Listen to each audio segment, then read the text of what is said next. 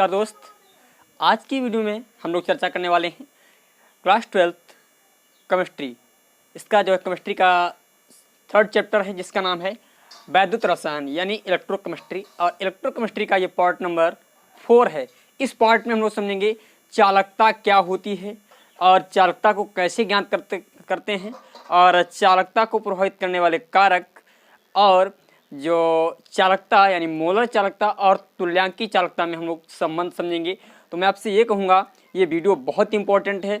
यदि आपने इस वीडियो पे डायरेक्ट आए तो मैं आपसे सबसे पहले यही कहूँगा आप जाइएगा सबसे पहले और यूनिक ज्ञान एकेडमी में प्लेलिस्ट में जाने के पश्चात playlist chemistry class 12th search कीजिएगा, यानी केमिस्ट्री क्लास 12th ये जो है प्लेलिस्ट हमारी बनी है यूनिक ज्ञान एकेडमी चैनल में।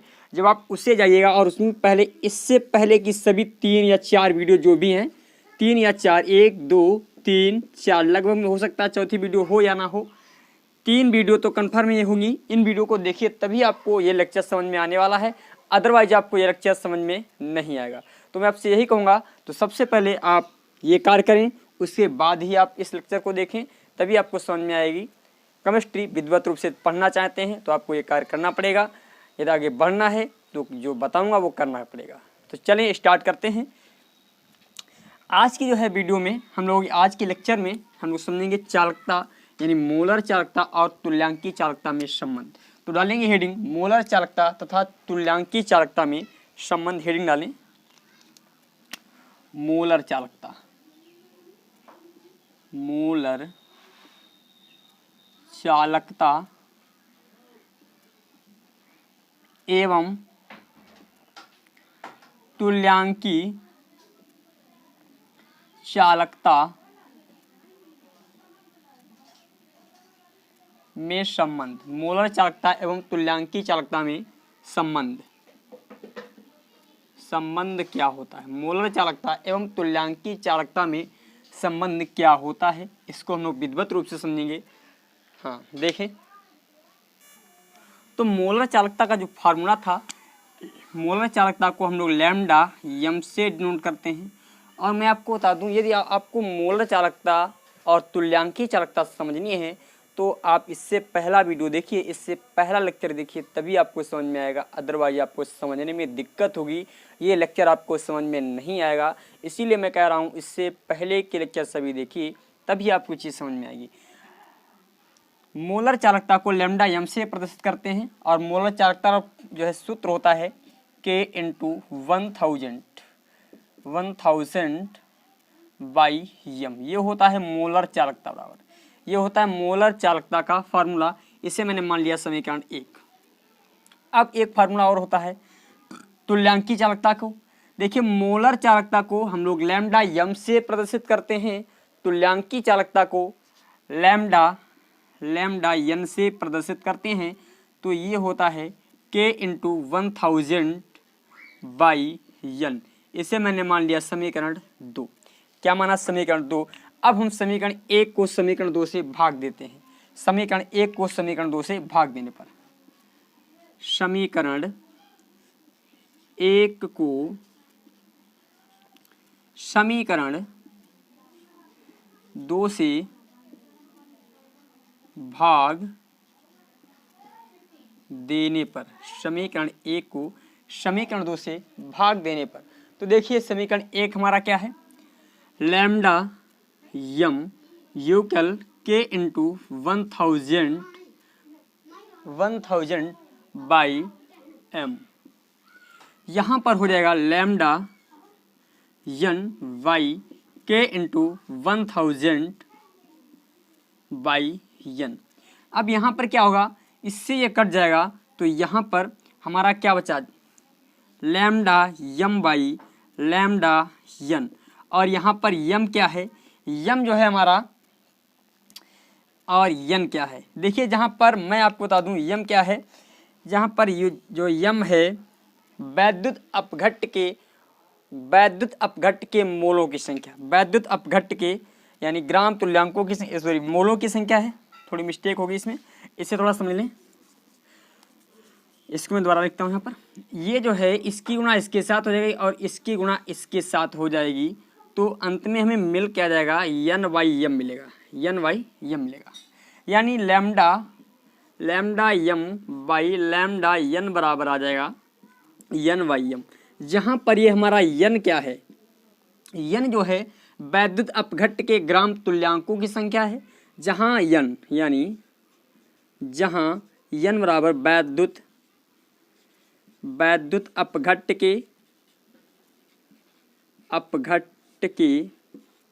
ग्राम तुल्यांकों की संख्या, ग्राम तुल्यांकों की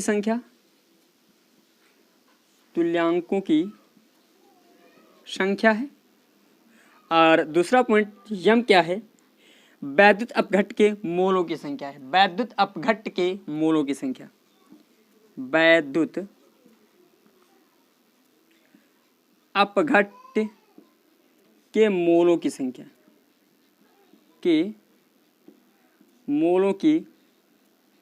है। ये जो है वैद्युत अपघट्ट के मोलों की संख्या है। अब देखिए इसको हम थोड़ा आगे बढ़ाते हैं तो लैम्डा यम बाई लैम्डा यन यूक्ल आ जाएगा हमारा फार्मूला। देखिए तुल्यांकों की संख्या वाला फार्मूला क्या होता है, तुल्यांकों की संख्या में निकालनी पड़ जाए तो होता है विद्युत अपघट्ट का द्रव्यमान, यानी भार बटे तुल्यांकी भार होता है, तुल्यांकी भार होता है। और यहाँ पर क्या होता है, क्योंकि यहाँ पर हमें निकालना क्या है, मोलों की संख्या, तो मोलों की संख्या क्या होती है भैया, यहाँ पर भी भार बटे अणुभार होता है। यहाँ पर तुल्यांकी भार होता है और यहाँ पर होता है अणुभार, यानी विद्युत अपघट्ट का द्रव्यमान अपान अणुभार हो जाएगा। तो देखिए यहाँ से फार्मूला हमारा क्या निकलेगा, इसमें रफ करता हूँ थोड़ा, इधर इस साइड में इसको नोट कर लेंगे आप लोग।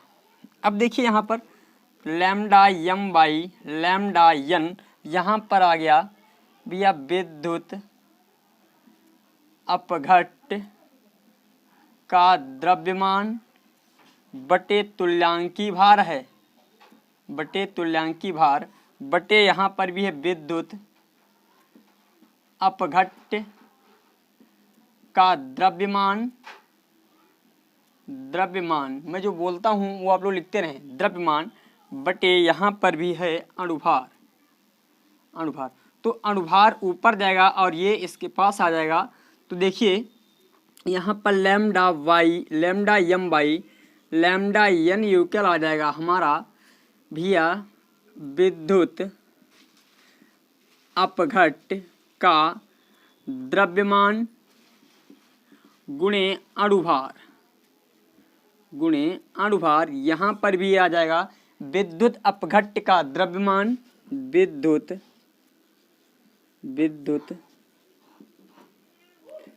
अपघट्ट का अणुभार और इनटू हो जाएगा हमारा तुल्यांकी भार, इनटू क्या हो जाएगा हमारा तुल्यांकी भार। अब देखिए इससे ये कट जाएगा तो लैम्डा यम बाई लैम्डा यन बराबर अणुभार अपान तुल्यांकी भार। और अणुभार और तुल्यांकी भार के जो है अनुपात को हम लोग यन कहते हैं, यानी जो भी वैल्यू में प्राप्त होती है उसे हम यन कहते हैं। तो यहाँ से लैम्डा यम बाई लैम्डा यन यूक्ल आ गया हमारा, लैम्डा यन यूक्ल आ गया यन। अब यहाँ से यदि हम निकालना चाहें लैम्डा यम का मान तो लैम्डा यम बराबर यहाँ से आ जाएगा यन इंटू लैम्डा यन, डेल्टा यम लैम्डा यम यूक्ल यन इंटू लैम्डा यन। यही क्या है हमारा मोलर चालकता और तुल्यांकी चालकता में संबंध है, मोलर चालकता और तुल्यांकी चालकता में ये हमारा संबंध है। अब देखें इसके पश्चात आता है, ये तो हमने तुल्यांकी चालकता और मोलर चालकता में संबंध निकाली है। अब चालकता है क्या ये भी हम लोग समझ चुके हैं। अब हम लोग चालकता को मापने के लिए कुछ इंस्ट्रूमेंट प्रयोग करते हैं, चालकता को मापन, यानी डालेंगे हेडिंग चालकता का मापन। चालकता का मापन क्या होता है, चालकता का मापन। चालकता का मापन।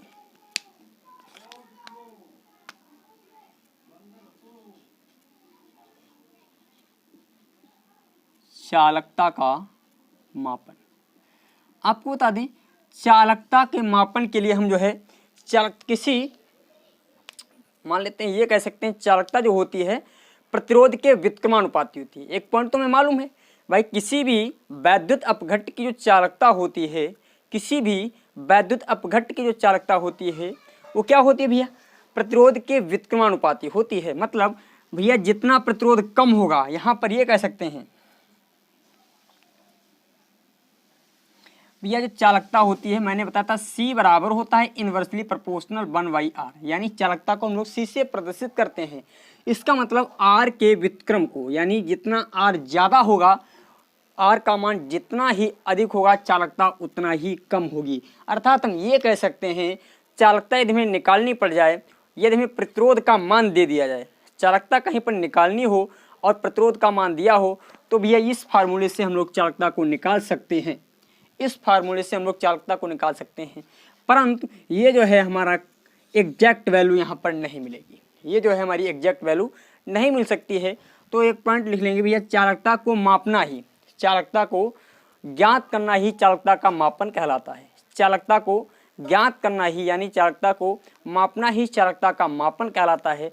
चालकता को मापने के लिए, चालकता को मापने के लिए व्हीटस्टोन सेतु का प्रयोग करते हैं। चालकता को मापने के लिए व्हीटस्टोन सेतु का प्रयोग करते हैं। लिख लेंगे यहाँ पर एक पॉइंट, चालकता, चालकता को मापने के लिए, मापने के लिए व्हीटस्टोन सेतु का प्रयोग करते हैं। सेतु का प्रयोग करते हैं, व्हीटस्टोन सेतु का प्रयोग करते हैं चालकता को मापने के लिए। अब देखें यहाँ पर कैसे,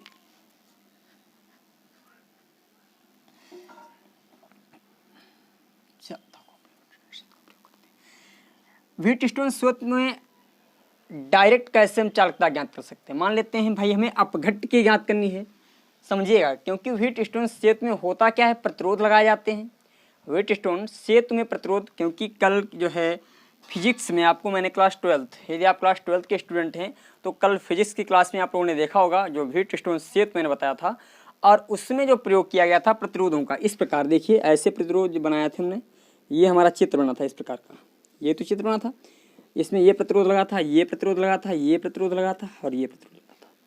परंतु यहाँ पर चालकता हम मापने चल रहे हैं वैद्युत अपघट्ट की, चालकता को हम मापने चल रहे हैं किसकी, वैद्युत अपघट्ट की चालकता हमें मापनी है।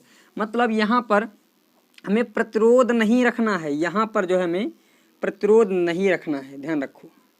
यहाँ पर जो है पहले क्या था, प्रतिरोध था, हर जगह पर प्रतिरोध था, परंतु इसमें भाई प्रत्येक, यानी यहाँ पर तो प्रतिरोध रहेगा, यहाँ पर भी प्रतिरोध रहेगा, यहाँ पर भी प्रतिरोध रहेगा। अब हमें जिस वैद्युत अपघट्ट की चालकता निकालनी है, जिस वैद्युत अपघट्ट की चालकता को मापना है, जिस वैद्युत अपघट्ट की चालकता को मापना है, उस वैद्युत अपघट्ट को यहाँ पर क्या ग्लास से मान लेते हैं कोई डिब्बा भर के रख दें, उससे हम माप सकते हैं? बिल्कुल नहीं माप सकते, उससे हम नहीं माप सकते हैं। कारण क्या है, क्योंकि भाई ये देखिए हम मान लेते हैं इसे बैटरी से हमने जोड़ दिया है, यहाँ पर कोई बाह्य बैटरी मैंने लगा दी है, ठीक है। जब मैंने ये बाह्य बैटरी लगा दी है, अब इसमें मान लेते हैं डिब्बा कोई हमारा एक पात्र है, इसे कहते हैं पात्र है हमारा कोई, ये मैंने मान लिया पात्र है, ठीक है, और इसमें दोनों तार डाल दिए, तो इससे हम इसमें जो भरा हुआ विलयन है, वैद्युत अपघट्ट है, उसकी चालकता को हम लोग नहीं ज्ञात कर सकते हैं। इसका कारण क्या है, क्योंकि इसकी चालकता को ज्ञात हम इसलिए नहीं कर सकते हैं, जैसे ही हम इसमें धारा प्रवाहित करेंगे तो वैद्युत अपघट्ट यानी रासायनिक ऊर्जा को वैद्युत ऊर्जा में परिवर्तित कर देगा, और जिसके कारण हो क्या जाएगा, इसकी ऊर्जा यानी वैद्युत ऊर्जा का मान बढ़ जाएगा, वैद्युत ऊर्जा का मान बढ़ जाएगा। तो इसके लिए भैया ये जो तार होंगे, यही जो तार होंगे, हो सकता है ये इसमें जो है रासायनिक ऊर्जा को वैद्युत ऊर्जा में कन्वर्ट कर दें, या एक पॉइंट और भी हो सकता है कि ये इलेक्ट्रोड और कैथोड का कार्य करने लगे, जो यहाँ से ऊर्जा दे रहे हैं वो सब इसमें विलीन हो जाए, ये भी हो सकता है। तो इसके लिए हम लोग क्या करते हैं, व्हीटस्टोन सेतु में जो है चालकता को ज्ञात करने के लिए अब इसमें एक डिब्बा न लगा करके हमने एक सिस्टम बनाया है, उसे हम कहते हैं चालकता सेल। यहाँ पर हम एक चालकता सेल को लगाते हैं, क्या लगाते हैं, चालकता सेल। वो सेल आपकी क्या होती है, मैं आपको चालकता सेल के बारे में बताता हूँ पहले, फिर व्हीटस्टोन सेल तो आपके समझ में आएगा चालकता सेल क्या होती है। तो हेडिंग डालेंगे चालकता सेल। जो मैं यहाँ पर लिख रहा हूँ ये सब नोट कर लेंगे, और मैं आपसे बार बार कहता हूँ यदि आप नए स्टूडेंट हैं तो आपके लिए इससे अच्छा मौका नहीं मिलने वाला है। इस समय लॉकडाउन है, विद्यालय नहीं खुल रहे हैं, आपके पास सुनहरा अवसर है, आप इसे गंवाइएगा मत, अच्छी तरीके से पढ़िएगा। तभी आपको जो है यदि 90+ लाना है तो आपको पैड कोर्स चाहिए, मतलब हम ये कह सकते हैं हैंड रिटन PDF चाहिए, हैंड रिटन PDF नोट्स चाहिए। तो इसके लिए आपको कार्य करना पड़ेगा, हैंड रिटन PDF नोट्स के लिए कार्य आपको ये करना पड़ेगा, हमारे फेसबुक पेज वहाँ पर भी यूनिक ज्ञान एकेडमी को ज्वाइन करें, यूनिक ज्ञान एकेडमी को ज्वाइन करें। और वहाँ पर भी ये जो सब वीडियो यहाँ पर आपको उपलब्ध हैं, यहाँ पर जो दी जा रही हैं वीडियो, इस स्टेशन पर जो दी जा रही हैं, यही टोटल वीडियो आपकी फेसबुक पेज पर भी अवेलेबल है। इसके अतिरिक्त और कहाँ पे अवेलेबल है, इन सभी वीडियोज़ का जो लिंक है आपको टेलीग्राम चैनल पे मिलेगा, टेलीग्राम चैनल पे मिलेगा, और टेलीग्राम चैनल पे इसके साथ साथ आपको और क्या मिलेगा, हैंड रिटन PDF नोट्स मिलेगा इसी टेलीग्राम चैनल पर। और कहाँ पे मिल सकता है आपको हैंड रिटन नोट्स, और हैंड रिटन नोट्स यदि आपको चाहिए है तो आपको व्हाट्सएप ग्रुप एक है, व्हाट्सएप ग्रुप जिसका नाम है यूनिक ज्ञान एकेडमी, यानी प्रत्येक जगह यही नाम हमारा इस एकेडमी का जो नाम चल रहा है यूनिक ज्ञान एकेडमी, इसके नाम से हमारा एक व्हाट्सएप ग्रुप चल रहा है, जिसका इस चैनल का जो ऑफिशियल नंबर है, ऑफिशियल नंबर जो एवरी टाइम नहीं कह सकते हैं, केवल उपलब्ध होगा 10 से 4 के बीच में, केवल 10 से 4 के बीच में, जो कि आपका है 9118920840। जब आप इस पर व्हाट्सएप करेंगे, और ध्यान रखें कॉल करना है 10 से 4, और संडे यदि क्लास आती है, यदि आपकी क्लास आती है तब तो आपका ये फ़ोन भी पिकअप होगा,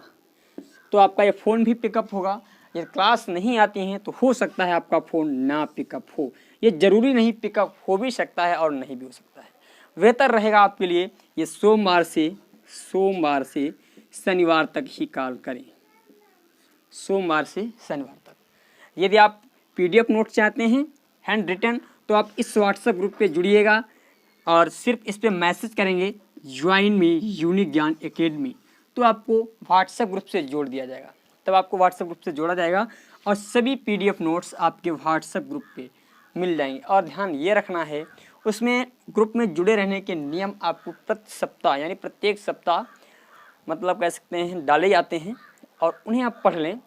उसके बाद ही उसमें कोई comment, good morning, good evening और स्टेटस, ये सभी चीज़ें भेजें, क्योंकि उसमें जो है मैंने सीधे आदेशित किया है, यदि आप इस प्रकार के ग्रुप के नियमों की अवहेलना करते हैं तो आप पर जो है प्रशासनिक कार्रवाई भी की जा सकती है, ध्यान रखें।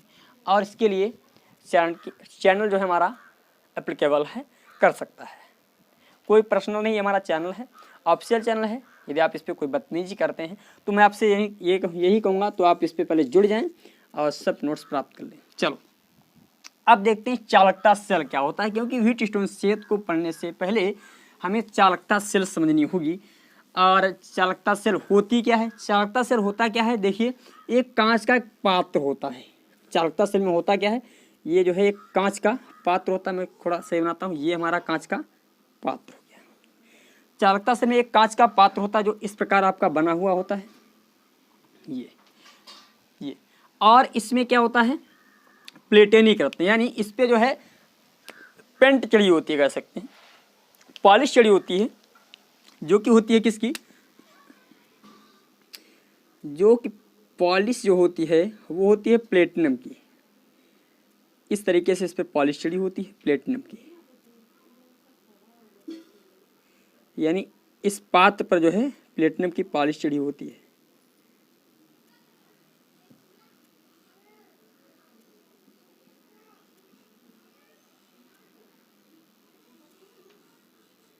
ऐसे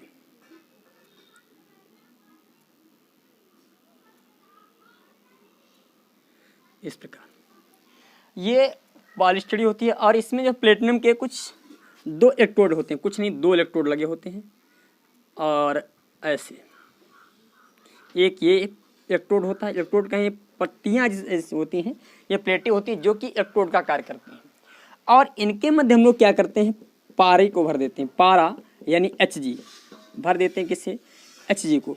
अच्छा, Hg को इसलिए भरते हैं ताकि इनके बीच वैद्युत का संपर्क बना रहे, इनके बीच जो है वैद्युत का संपर्क बना रहे, इसीलिए हम इसके बीच पारे को भर देते हैं।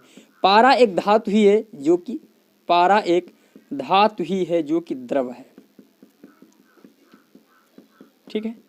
ये देखिए, अब देखिए इसके बीच जो वैद्युत संपर्क बना रहे हैं, और ये भैया इनको हम टाइटली कस देते हैं, यानी रोक देते हैं किसी के द्वारा, यानी खोल के द्वारा, यानी मान लेते हैं ढक्कन के द्वारा इन्हें टाइटली कस देते हैं, जिससे क्या हो, एक दूसरे के पास में ना जाए, इनकी दूरी हमेशा समान बनी रहे। और ये जो होती है चालकता सेल कई प्रकार की होती है, पहला ये होगी इस प्रकार की, और दूसरी सेल आपकी इस प्रकार की भी हो सकती है। देखिए कई जगह आपको ये सेल आपको इस प्रकार देखने को मिल जाएगी।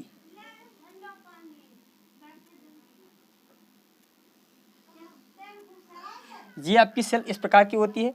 इसमें क्या होता है, साइड में 2 इलेक्ट्रोड लगे होते हैं, इस प्रकार देखिए, इसमें ये इलेक्ट्रोड लगा होता है और यहाँ पर एक इलेक्ट्रोड ये लगा होता है, एक इलेक्ट्रोड है, ये 2 इलेक्ट्रोड लगे होते हैं।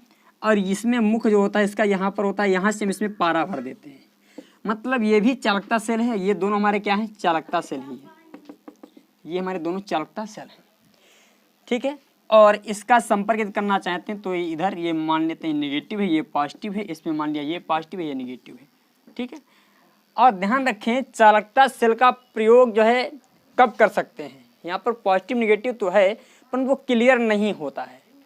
चाहे आप पॉजिटिव को नेगेटिव में लगा दीजिए, चाहे नेगेटिव को पॉजिटिव में लगा दीजिए, कोई दिक्कत वाली बात इससे नहीं है, क्योंकि इसका कारण ये है जो हमारी चालकता सेल है इसका प्रयोग हमेशा किया जाता है प्रत्यावर्ती धारा में।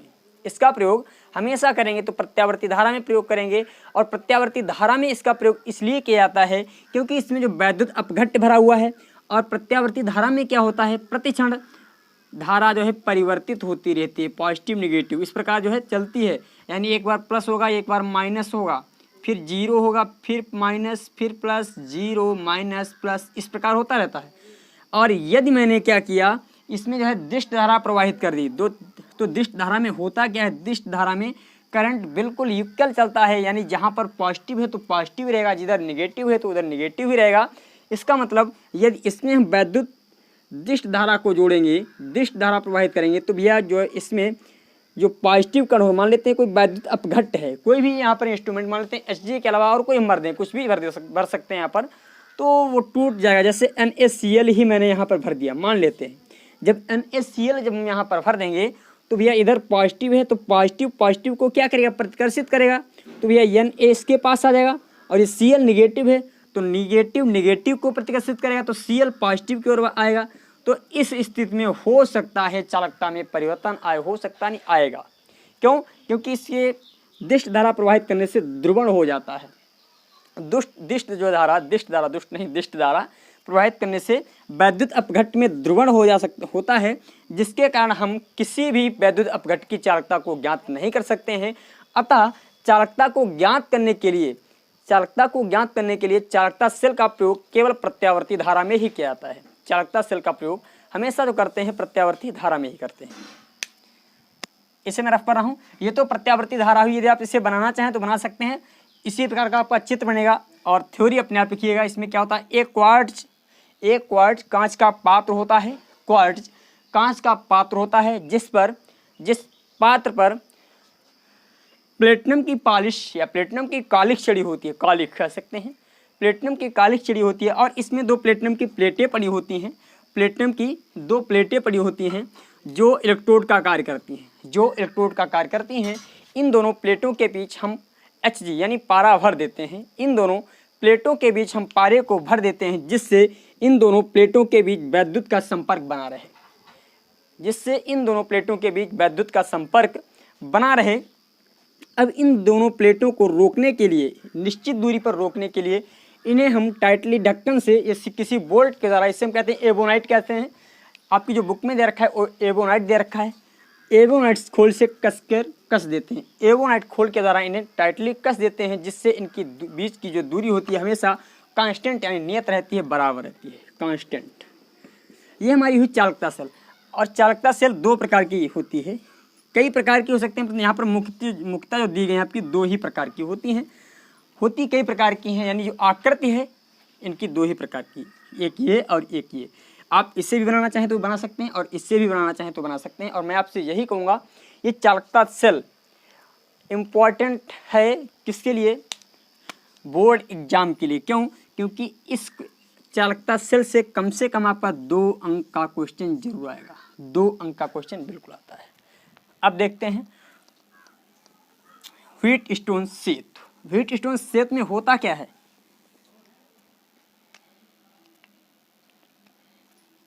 देखिए इसमें क्या होता है, एक इस प्रकार का चतुर्भुज जैसा बना होता है, ये ऐसे ये होता है। और इसमें हम लोग क्या करते हैं, यहाँ पर एक प्रतिरोध जोड़ते हैं, यहाँ पर एक प्रतिरोध जोड़ते हैं, यहाँ पर एक प्रतिरोध जोड़ते हैं, चारों जगहों यानी 3 जगहों पर हम क्या करते हैं, प्रतिरोध जोड़ देते हैं। मैंने यहाँ पर एक प्रतिरोध जोड़ दिया,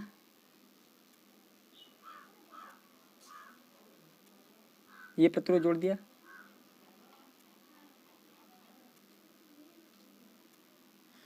और एक प्रतिरोध मैंने यहाँ पर जोड़ दिया,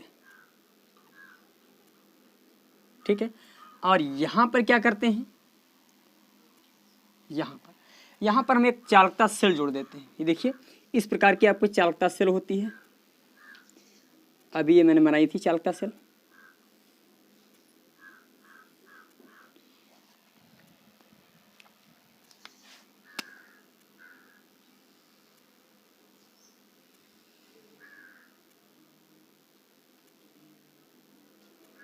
और इसको इस प्रकार हम जोड़ देते हैं इस बैटरी से, ठीक है। ये हमारी चालकता सेल भी जुड़ गई इससे, और इसके बीच हमें मालूम है क्या भरा होता है, पारा भरा होता है, और ये टाइटली कस देते हैं। ये सब चीज़ आप लोग जानते हैं। और मैं यहाँ पर एक मतलब एक तरीके से ये कह सकते हैं कनेक्टिंग चित्र बना रहा हूँ, और जो आपका बिल्कुल क्लियरली यदि आपको चित्र देखना है तो आप अपनी बुक में देख सकते हैं। आप समझाने के लिए मैं यहाँ पर बना रहा हूँ, और आप कहीं पर ये एग्जाम में आए तो आप यही बना दीजिए, कोई दिक्कत वाली बात नहीं, यही आपका कार्य करेगा। और इसको एक बाह्य बैटरी से, ये मैंने बैटरी जोड़ दी, इस प्रकार जोड़ देते हैं। अब यहाँ पर हम करते क्या हैं, एक यहाँ पर एक शून्य विक्षेपक लगा देते हैं। शून्य विक्षेपक का मतलब क्या होता है मैं आपको बता दूं फिर। शून्य विक्षेपक यानी क्या है, तो गैल्वेनोमीटर यहाँ पर लगा देते हैं। गैल्वेनोमीटर का मतलब क्या होता है, मान लेते हैं यदि जैसे हम लोग ईयरफोन जो यूज करते हैं, तो यहाँ पर इधर इसका एक तार मान लेते हैं, एक तार इधर लगा दिया जाए। हमने ये ईयरफोन ले लिया, ये हमारी ईयरफोन है, और इसका करंट यानी इधर एक तार लगा दिया और एक तार इधर लगा दिया। इसको जब मैं कानों में लगाऊंगा इस प्रकार,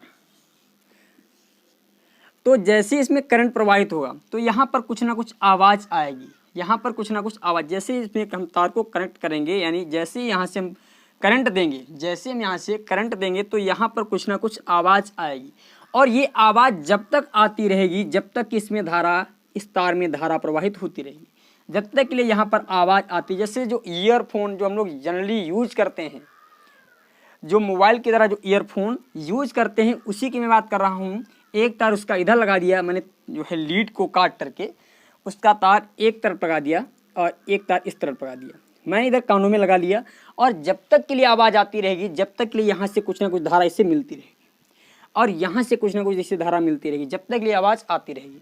और हमें कब तक ये क्रियाकलाप करना है, जब तक ये आवाज़ आती है। जैसे ही आवाज़ आना बंद हो जाए, जैसे ही आवाज़ आना बंद हो जाए, तो यहाँ पर ऐसा एक कार्य और कर लें, इससे मान लेते हैं R1, इससे मान लेते हैं R2, इससे मान लेते हैं R3 और इसकी चालकता को हम मान लेते हैं, इसके प्रतिरोध को मान लेते हैं स्मॉल r। इसके प्रतिरोध को यानी आंतरिक प्रतिरोध है, आंतरिक प्रतिरोध है, सेल का क्या होता है, आंतरिक प्रतिरोध होता है, इसको मैंने मान लिया R, क्योंकि हमें इसका प्रतिरोध ज्ञात करना है। किसी वैद्युत अपघट का यदि प्रतिरोध ज्ञात हो गया, किसी वैद्युत अपघट का यदि प्रतिरोध ज्ञात हो गया तो हम चालकता को सरलता से डिफाइन कर सकते हैं, सरलता को कैलकुलेट कर सकते हैं, चालकता को प्राप्त कर सकते हैं। तो मैंने क्या किया, अब ये ईयरफोन यानी यहाँ से धारा जब तक प्रवाहित की, यहाँ से धारा को जब तक प्रवाहित किया जब तक कि यहाँ पर शून्य विक्षेप नहीं दर्शाया गया, जब तक कि यहाँ पर शून्य विक्षेप की स्थिति नहीं प्राप्त। शून्य विक्षेप की स्थिति यदि आप गैल्वेनोमीटर लगाएंगे तो उसमें होता क्या है, देखिए इस प्रकार का आपका गैल्वेनोमीटर होता है, यहाँ पर ये आंकिक मान लिखे होते हैं, बीच में होता है 0, इधर होता है 1 2 3 4, यहाँ पर भी होता है -1 -2 -3 -4, ये होता है। अब देखिए यहाँ पर एक ये सुई जैसी लगी होती है, जब ये सुई बिल्कुल 0 पे क्लियर रुक जाएगी, जैसे ये सुई हमारी 0 पे रुकेगी तो इसका मतलब यहाँ पर धारा का प्रवाह क्या हो गया, शून्य। और धारा के प्रवाह में मैंने एक बात आपको बताई थी, धारा का प्रवाह जब तक ही होता है जब तक के लिए क्या होता है, विभव में अंतर होता है, यानी इधर का विभव उच्च है और इधर का विभव निम्न है।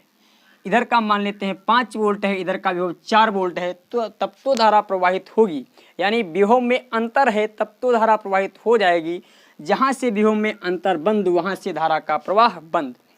मतलब यहाँ पर शून्य विक्षेप की स्थिति कब प्राप्त होगी, शून्य विक्षेप की स्थिति एक ही समय प्राप्त होगी जब यहाँ पर जितना विभव होगा उतना ही विभव यहाँ पर हो जाएगा, यानी जब दोनों सिरों का विभव समान हो जाएगा, जब दोनों सिरों का विभव समान हो जाएगा, इस स्थिति में हमें यहाँ पर शून्य विक्षेप प्राप्त हो जाएगा। जो मैं ये बोल रहा हूँ उसको ध्यान से समझिएगा, क्योंकि व्हीटस्टोन सेतु को देखें तो इसमें है कुछ नहीं, इसमें कुछ भी नहीं है, सिंपल एक छोटा सा थ्योरम है। यदि आपको व्हीटस्टोन सेतु समझना विधिवत रूप से, क्रियाविधि समझनी है, तो मैं आपसे यही कहूँगा आप लोग जाइएगा, हमारे यूनिक ज्ञान एकेडमी चैनल में एक प्लेलिस्ट बनी है, उस प्लेलिस्ट का नाम है फिजिक्स पढ़ें एकदम शुरुआत से, साफ साफ हिंदी में लिखा हुआ है, फिजिक्स पढ़ें एकदम शुरुआत से। जैसे आप उस प्लेलिस्ट पर क्लिक करेंगे तो आपको ये सभी वीडियो क्रम से मिल जाएंगी। पहले ऊपर आपको मिलेगी सेकंड फिजिक्स की, सेकंड फिजिक्स मतलब प्रकाश वाली फिजिक्स, जो प्रकाश का परावर्तन अपवर्तन जिसमें है वही हमारी सेकंड फिजिक्स। सेकंड फिजिक्स आपको मिलेगी शुरुआत से लेकर के चैप्टर नंबर 5 तक, शुरुआत से लेकर के चैप्टर नंबर 5 तक आपको फिजिक्स मिल जाएगी। और फिर फर्स्ट फिजिक्स आपको मिलेगी चैप्टर नंबर 1 से स्टार्ट हुई है, चैप्टर नंबर 6 तक यहाँ तक अभी फिनिश हो गई है आपकी सेकंड फिजिक्स।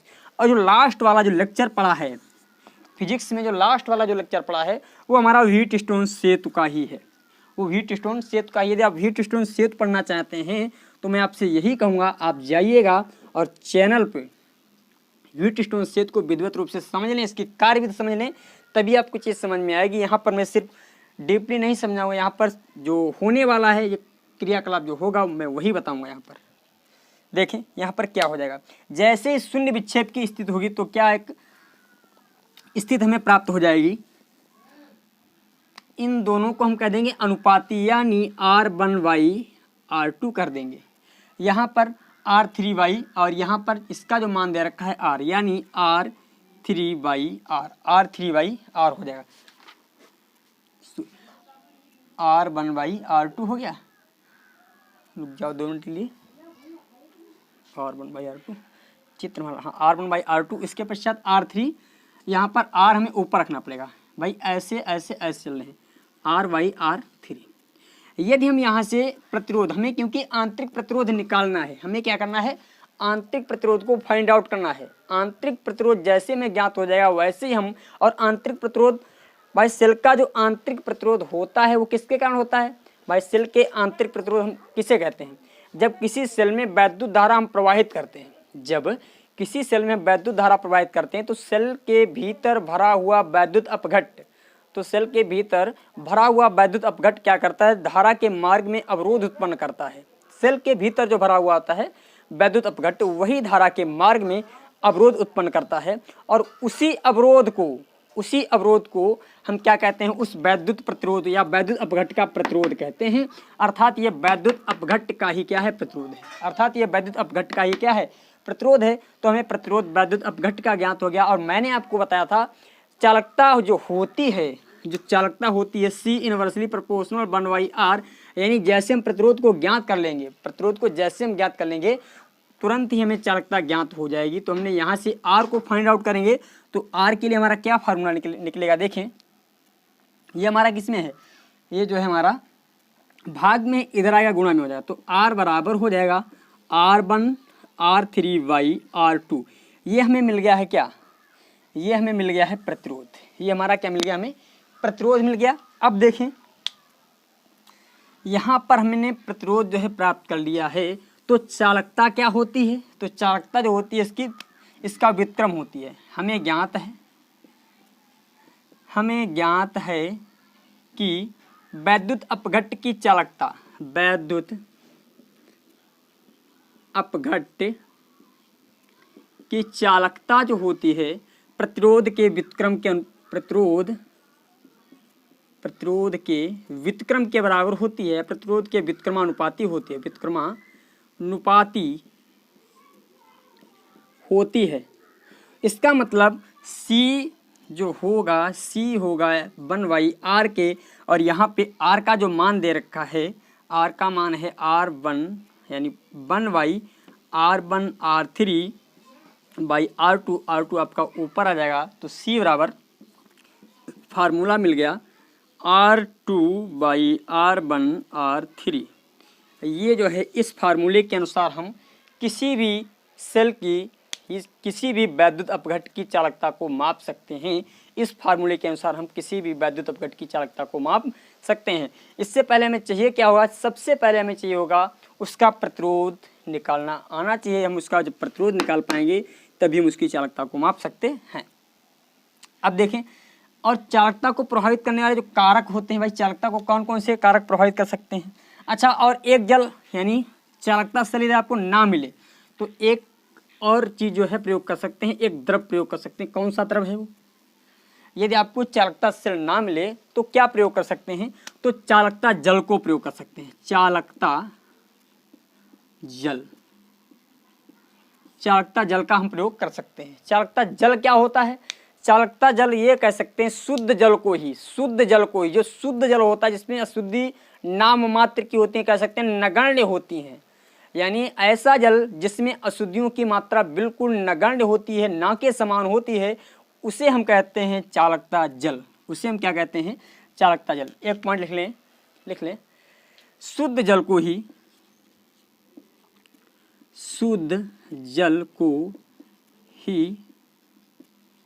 चालकता जल कहते हैं। शुद्ध जल को ही क्या कहते हैं, चालकता जल कहते हैं। और यहाँ पर शुद्ध जल का क्योंकि प्रतिरोध हमें ज्ञात हो जाएगा कैसे, इसका जो है इसमें होता क्या है, इसकी चालकता 18 डिग्री सेल्सियस से जो होती है 4.3 × 10⁻⁻18 ओम, यानी 18 डिग्री सेल्सियस जैसे इसे टेम्परेचर देंगे तो इतने ओम प्रतिरोध उत्पन्न होता है। शुद्ध जल, ध्यान रखें, शुद्ध जल जो होता है विद्युत का कुचालक होता है। जल की बात नहीं, केवल यहाँ पर शुद्ध जल की बात की जाए। शुद्ध जल होता है जो विद्युत का कुचालक होता है। और मैंने आपको बताया कुचालक होता क्यों है, क्योंकि भैया जल H2O जो शुद्ध जल होता है H2O होता है, ये जो कार्य करता है विलायक का कार्य करता है, ये जो है विलायक का कार्य करता है। और भैया ये स्वयं एक विलायक है। यदि कहीं पर H2O, केवल H2O मैंने जल को ही डाल रखा है, यदि इसमें कोई अशुद्ध नहीं डाली है, कोई दूसरा अणु नहीं डाला है, तो जल इतनी आसानी से आयनित नहीं होगा, यानी अपने अणुओं को इतनी जल्दी से नहीं तोड़ता है। अपने अणुओं को क्या करता है, यानी H और OH आयन में इतनी जल्दी से नहीं टूटता है। ये जल जो है जब तक इसे कोई बाह्य ऊर्जा ना दी जाए, तब तक के लिए बात कर रहा हूँ, जब तक इसे बाह्य ऊर्जा ना दी जाए तब तक के लिए इतनी जल्दी से टूटता नहीं है। और यदि मैं इसे गर्म करूँगा तो अणु के अणु यानी H2O ही आपका ऊपर चला जाएगा, पूर्ण रूप से जल ही जाएगा। इसमें H और OH आयन बन करके नहीं जाएंगे, ध्यान रखें। तो जब ये आयनित नहीं होता है तो इसमें विद्युत का प्रवाह नहीं होता है, यानी शुद्ध जल विद्युत का कुचालक होता है। देखें, तो इसमें होता क्या है, शुद्ध जल को ही हम चालकता जल कहते हैं, और जो इसकी चालकता होती है 18 डिग्री सेल्सियस और 4.3 × 10⁻18 ओम के बीच में होती है। यानी जिसमें जो है इतना ताप देने पर इतनी चालकता ही उत्पन्न हो, इतना ताप देने पर इतनी चालकता, जो भी है माइनस में, ध्यान रखें ये जो माइनस में है, इतनी चालकता उत्पन्न हो जाए या इतना प्रतिरोध उत्पन्न हो जाए, क्योंकि ओम है प्रतिरोध का मात्रक, तो यहाँ पर प्रतिरोध है, इतना जो है प्रतिरोध उत्पन्न हो जाए, उसी जल को हम कहते हैं चालकता जल। क्या कहेंगे, चालकता जल कहते हैं। क्या कहते हैं, चालकता जल। और यदि हम बात कर लें विद्युत जो है इसको प्रभावित करने वाले कारक, चालकता को प्रभावित करने वाले कारक की बात करें, और आज का सेशन इसके बाद हम समाप्त करेंगे।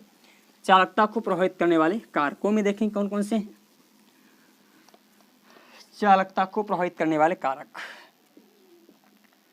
चालकता को प्रभावित करने वाले कारक, चालकता को प्रभावित करने वाले कारकों में लिख लें अंतर आयनिक आकर्षण बल। अंतर आयनिक आकर्षण बल, जाहिर सी बात है, समझे, अंतर आयनिक आकर्षण बल क्या होता है। अंतर आयनिक आकर्षण बल, अंतर आयनिक आकर्षण बल।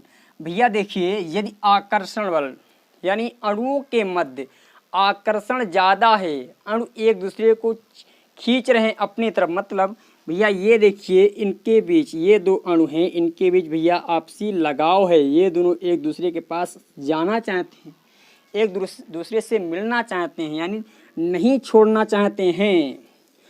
तो भैया मान लेते हैं यदि इनके बीच आकर्षण बल यदि ज़्यादा होगा, इन कणों के बीच आकर्षण बल यदि ज़्यादा होगा, तो इसका मतलब ये भैया आयन मान लेते हैं पॉजिटिव है और ये नेगेटिव है, तो ये बहुत कम ही, यानी बहुत ज़्यादा जब हम ऊर्जा देंगे तभी ये दूर दूर हटने की कोशिश करेंगे, अदरवाइज ये नहीं हटेंगे दूर दूर। यानी जब इन्हें हम ज़्यादा ऊर्जा देंगे तभी ये दूर दूर हट सकते हैं, अदरवाइज ये नहीं हटेंगे। तो इसका मतलब जितना ज़्यादा अंतर आयनिक आकर्षण बल होता है, चालकता उतनी ही कम होती है, चालकता उतनी ही कम होती है। दूसरा पॉइंट और समझें, विलायक की ध्रुवीयता पर, विलायक की ध्रुवीयता। अब देखें कोई विलायक मैंने मान लिया, मान लेते हैं कोई विलायक है, जैसे NaCl, ये जो पात्र है इस पात्र में मैंने भर लिया NaCl, और भैया ध्रुवीयता का मतलब होता है विद्युत का गुण जितना ज़्यादा प्रदर्शित करते हैं, यानी जो ज़्यादा धनायन और ऋणायन बनाते हैं। तो भैया Na यानी पॉजिटिव बनाएगा, Cl क्या बनाएगा, निगेटिव, भैया इसके पास पॉजिटिव इसके पास निगेटिव, यानी जितनी ज़्यादा ये आयनों की संख्या जितनी ज़्यादा, पॉजिटिव और निगेटिव जितने ज़्यादा होंगे उतनी ही ज़्यादा वैद्युत धारा प्रवाहित की जा सकती है। मतलब जितनी ज़्यादा ध्रुवीयता होगी उतनी ज़्यादा ही वैद्युत धारा प्रवाहित की जा सकती है। ठीक है, और अगला पॉइंट समझें, अगला पॉइंट क्या है भैया, अगला पॉइंट जो आपका है माध्यम की श्यानता पर, माध्यम की श्यानता पर। श्यानता मतलब होता है भैया कितना, मान लेते हैं श्यानता, देखिए भाई ये मैंने विद्युत, यहाँ से इलेक्ट्रॉन जाते हैं, विद्युत में होता क्या, आयन और इलेक्ट्रॉन जाते हैं जब विद्युत का प्रवाह करते हैं, और इसमें आयनों के द्वारा होता है, यानी विद्युत अपघट्ट में जो विद्युत का प्रवाह होता है वो आयनों के द्वारा होता है। और भैया मान लेते हैं कोई माध्यम है, भैया ये OH मान लेते हैं, OH नेगेटिव, ये मान लेते हैं Na को समझते हैं Na है, और यहाँ पर मान लेते हैं Na पॉजिटिव को, यदि हम Na पॉजिटिव को यदि हम मान लेते हैं Cl2 पर, Cl2 में मैंने विलय कर लिया, तो भैया Na पॉजिटिव है और Cl क्या है हमारा निगेटिव है, और ये इसकी श्यानता मतलब ये ज़्यादा हो गई, Cl2 की मात्रा यदि ज़्यादा हो गई, ये Cl2 की मात्रा ज़्यादा हो गई, तो Na क्या होगा, NaCl2 की ओर आकर्षित हो जाएगा और ये बना लेगा तुरंत ही NaCl।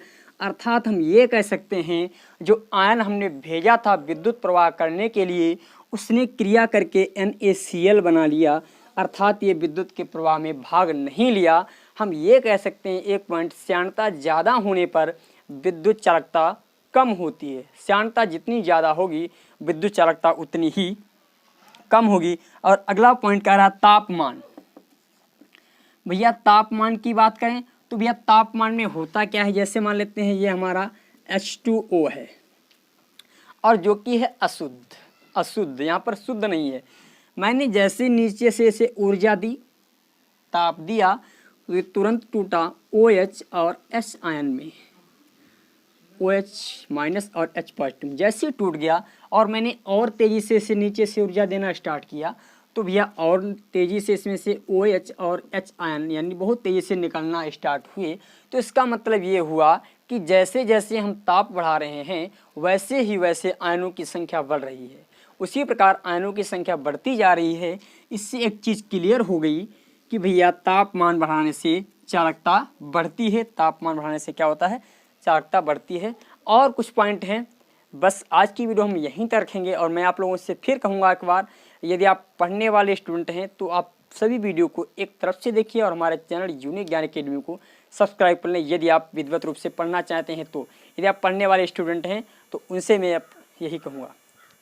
और यदि आपको वीडियो पसंद आई हो तो लाइक करना ना भूलें और कमेंट करना ना भूलें और शेयर तो बिल्कुल ही करना ना भूलें और अपने दोस्तों से भी कहें। ठीक है, आज की वीडियो यहीं तक, फिर मिलते हैं अगली वीडियो में। तब तक के लिए आपको नमस्कार, थैंक यू, धन्यवाद।